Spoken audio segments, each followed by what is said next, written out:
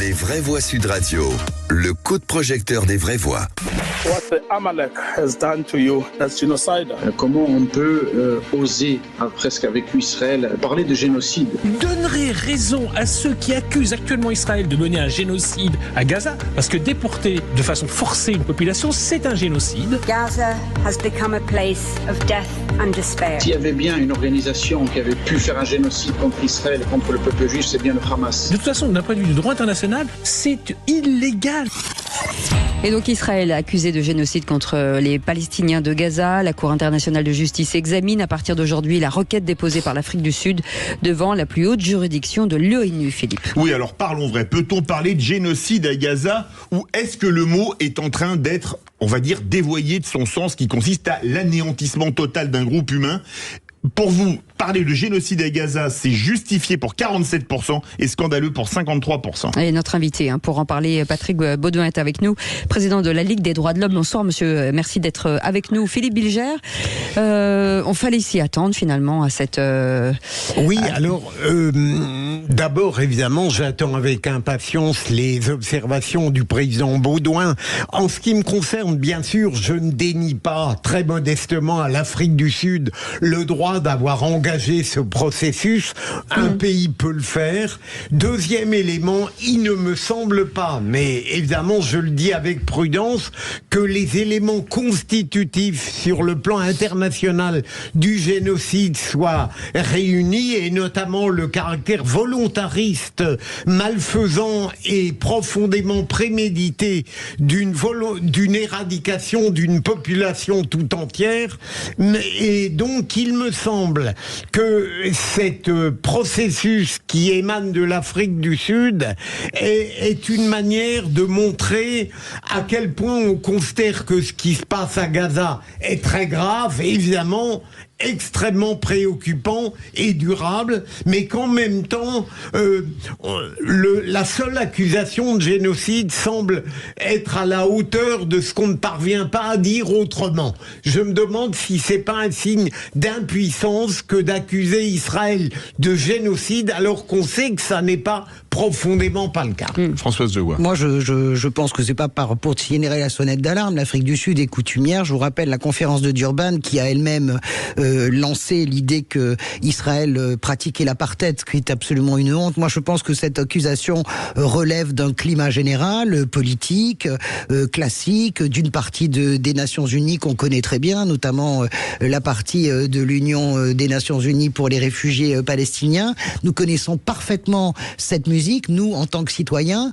C'est lamentable, c'est dégueulasse, en fait, d'accuser Israël de génocide. Le génocide, vous l'avez très très bien qualifié, c'est donc la décision affirmée d'éliminer, c'est-à-dire vouloir transformer les Palestiniens aujourd'hui en juifs de l'occupation sous les nazis, c'est indigne en réalité. Ça ne veut pas dire que les Palestiniens ne souffrent pas, ça ne veut pas dire que c'est torturant de vivre à Gaza. Je rappelle que Israël, je n'ai jamais fait partie des gens qui pensent que c'est l'armée la plus morale du monde. Je ne crois pas une minute à cette fable, mais les gens sont déplacés parce qu'on les prévient des bombardements. Il est hors de question, j'entends les délires de la France insoumise sur la déportation, on raconte n'importe quoi, et je trouve ça dingue que des grandes organisations internationales acceptent qu'on dévoie des mots comme génocide, le Rwanda, oui, bien sûr, la Shoah, ou la déportation, avec cette affaire, c'est une honte en fait. Ce qui se passe en fait à La Haye, je vais vous le dire, pour moi, c'est honteux. Et honte à tous les gens qui y participent, notamment en tête, bien sûr, et qui le claironnent urbi et orbi depuis 2 jours, Jean-Luc Mélenchon et toute la France insoumise. Sébastien Ménard. Alors, je vais comme Françoise, dire que le procès politico-médiatique et moral qui est fait à Israël est une honte. Je rappelle que Israël n'a pas souhaité ce qui se passe. On a assisté il y a 3 mois, le 7 octobre, à des pogroms, à des massacres, à des exactions, à des exécutions d'enfants, de bébés, comment, etc. ça, etc. En fait, on appelle ça comment ? Et que en réponse, l'État d'Israël a organisé une riposte militaire qui, certes, peut, d'une certaine manière, se transformer comme une opération douloureuse, mortifère et dégueulasse. Je vais au bout, pardonnez-moi mes chers collègues, mais qu'à la fin de la fin, il n'y a pas de volonté de l'État d'Israël, des Israéliens et des Juifs du monde entier que d'exterminer les Gazaouis. C'est pas ça le sujet. Patrick Beaudouin, président de la Ligue des droits de l'homme, merci d'être avec nous. Je reviens sur une information qui dit que la vice-procureure d'État Dina Zilber, qui ne ménage absolument pas le gouvernement israélien d'habitude, dit que c'est que l'Afrique du Sud, en tout cas l'accusation de génocide lancée par l'Afrique du Sud, lui paraît scandaleuse et que pour elle, Israël exerce simplement son droit à se défendre. Quel est votre point de vue ? Mon point de vue, je sais qu'on est sur un sujet et on vient, à travers les interventions qui ont été effectuées, d'en avoir la confirmation, qui est un sujet extrêmement passionnel, extrêmement compliqué et qu'il faut aborder si possible sereinement. Les attaques des 7 et 8 octobre par le Hamas, les attaques terroristes, moi je les ai qualifiées très vite de crimes de guerre et plutôt de crimes contre l'humanité parce que c'était une attaque dans le cadre contre une population civile, une attaque généralisée, systématique, en connaissance de cause, donc j'ai pas hésité au qualificatif. Ce qui se passe depuis lors... mais pas terrorisme. Si, crime contre l'humanité. C'est ça. Il a été très clair au début, Patrick Bombrois. Je viens de dire acte terroriste. Pardon, j'avais pas entendu, pardon. Je viens de dire acte terroriste, mais pour moi, la qualification dans le cadre des crimes internationaux les plus graves, je pense qu'on peut parler de crimes contre l'humanité. En ce qui concerne Israël, riposte, d'accord, riposte. Mais quelle riposte? Qu'est-ce qu'on voit depuis 3 mois et demi? On voit tout de même toute une population civile qui est victime vraiment dans des conditions qui sont d'une inhumanité considérable. Il faut entendre, par exemple, le personnel médical des organisations internationales qui peuvent encore être là-bas, comme Médecins du Monde ou d'autres, qui vous expliquent que les victimes sont pour les 2/3 des femmes et des enfants. Les victimes des bombardements, c'est 60% de Gaza qui se trouve aujourd'hui détruit. C'est 1 700 000 Palestiniens qui ont été chassés du nord pour aller vers le sud, qui se retrouvent entassés dans des camps. Ils sont privés de nourriture, d'eau, et il y a des... C'est la guerre, en fait. Vous savez, c'est la guerre. Oui, la Syrie, c'était pareil. Mostar, mais Mossoul, c'était pareil, Patrick.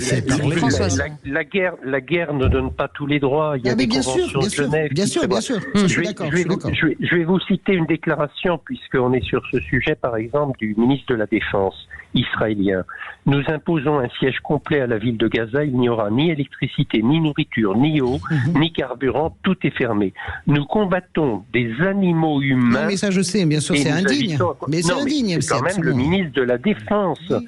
Bon, après, vous avez pour ne pas être en reste, il y a un de ses conseillers qui a dit on doit créer une crise humanitaire à Gaza obligeant des dizaines de milliers, voire des centaines de milliers de personnes à se réfugier en Égypte. Ça, c'est ce qu'on appelle de l'épuration ethnique. Alors, je termine si vous voulez, parce qu'il faut rester. Bon, moi, ce qui ne me choque pas, c'est qu'au moins on se pose la question. Vous savez que les rapporteurs des Nations Unies, maintenant, ont d'abord dit... Premier avertissement, est-ce qu'il n'y a pas un risque de génocide? Deuxième avertissement, il faut empêcher le génocide. Troisième avertissement, on constate qu'il y a un génocide en cours. Ce sont les rapporteurs des Nations Unies, c'est pas moi. Voilà. Bon, après on peut dire le droit international, les Nations Unies, on s'en contrefiche. Mais quand même, c'est des rapports. Dernier point. Qu'est-ce que le génocide? On est obligé de vous couper, monsieur Baudot.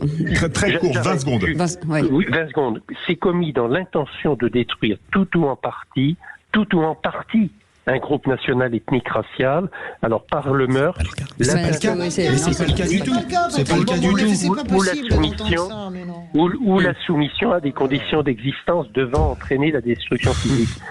Quand on pousse à la famine, quand on empêche d'être soigné des personnes, et par milliers, 23 000 morts, des milliers... C'est les chiffres du Hamas, vous le savez très bien. Vous n'avez aucun moyen de vérifier ces chiffres-là. Moi, je ne mets pas en cause le drame des Gazaouis, mais je trouve ça dingue que vous marchiez au son de ce tambour-là. Parce que même poser la question, ça continue dans ce climat délétère absolument dégueulasse. Je ne comprends pas ce qui vous arrive vraiment à la Ligue des droits de l'homme, sérieusement. Pareil. Merci beaucoup Patrick Beaudouin. En tout cas, on a entendu votre message, même si on n'est pas tous d'accord. Merci beaucoup, président de la Ligue des droits de l'homme. Merci beaucoup d'avoir été avec nous. Et avant de